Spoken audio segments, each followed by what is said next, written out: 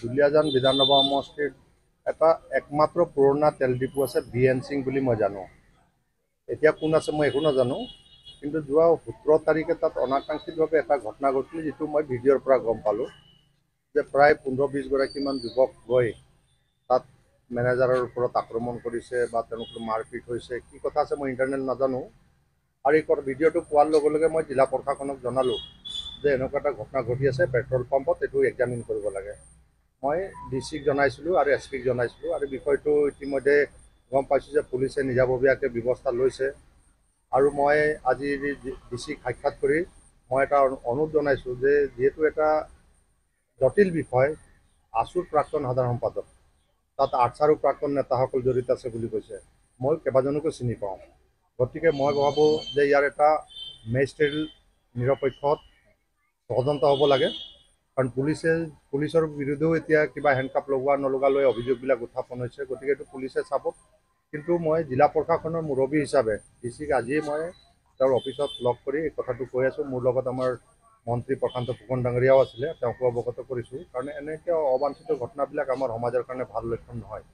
যদি কিবা আইনগত বিষয় আছে, কিবা তেনেকুৱা বিষয় আছে, মই কৈছোঁ ডিচি এটা টেক আপ কৰিব লাগে। আৰু যিসকলৰ যদি কিবা কমপ্লেইন আছে বা তেনেকুৱা ধৰণৰ বিষয় আছে বা এই ডিপুৰ এগেইনষ্টত কমপ্লেইন আছে, তেওঁলোকে ডিচিক এটা আবেদন কৰিব লাগে। ডিচি এই কথাখিনি আইনগতভাৱে চব চাব। মই ভাবোঁ এইটো অনাকাংক্ষিত এটা ঘটনা ঘটিছে, মই কেতিয়াও কাম্য নকৰোঁ। আৰু আছুৰ কোনো নেতা বা কোনো দল সংগঠনৰ নেতাক আমি এই ধৰণে গ্ৰেপ্তাৰ হোৱাটো মই কেতিয়াও কাম্য নকৰোঁ।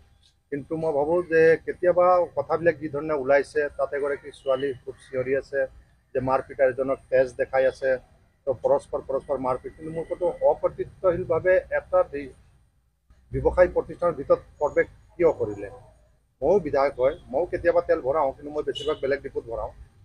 কিন্তু কথাটো হ'ল যে অকৰ্তৃত্বশীলভাৱে তাত সোমোৱাৰ পিছত যিটো ঘটনা ঘটি গ'ল, এই ঘটনাটো স্বাভাৱিকতে এটা তদন্তৰ প্ৰয়োজন আছে। আৰু তদন্ত হ'লে ৰাইজকো আমি আশ্বস্ত কৰিব পাৰিম। আৰু সেইকাৰণে মই ডিব্ৰুগড় ডিচিক কৈছোঁ যে বহুত কম সময়ত এই তদন্তৰ এটা ৰিপৰ্ট আহিব লাগে।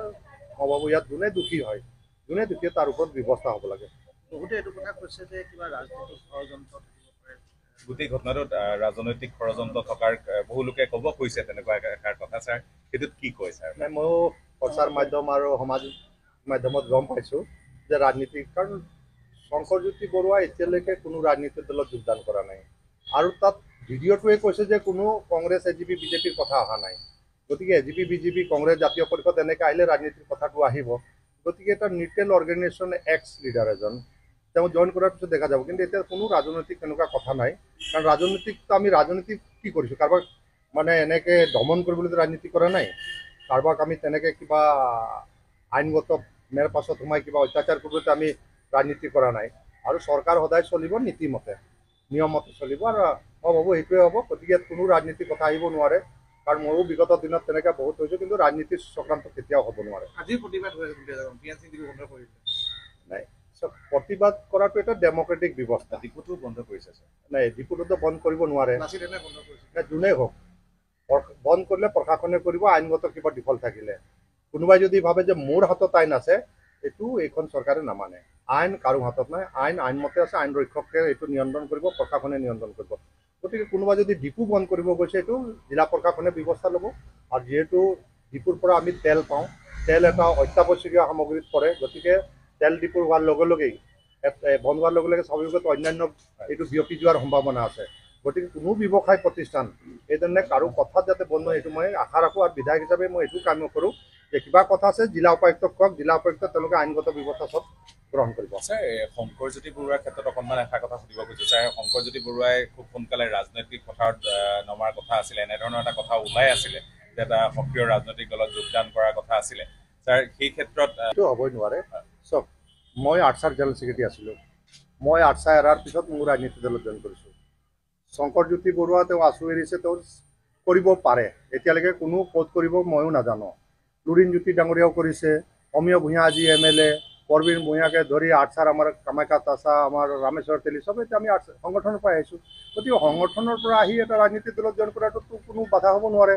তেওঁৰ ইচ্ছাৰ ওপৰত, আইডিঅলজিৰ ওপৰত ডিপেণ্ড কৰিব যে কোনটো ৰাজনীতিৰ দলত যাব। তাতেই ছাৰ নাই, কেতিয়াও হ'ব নোৱাৰে। চাওক, এনেকৈ কোনে বাধা দিব পাৰে?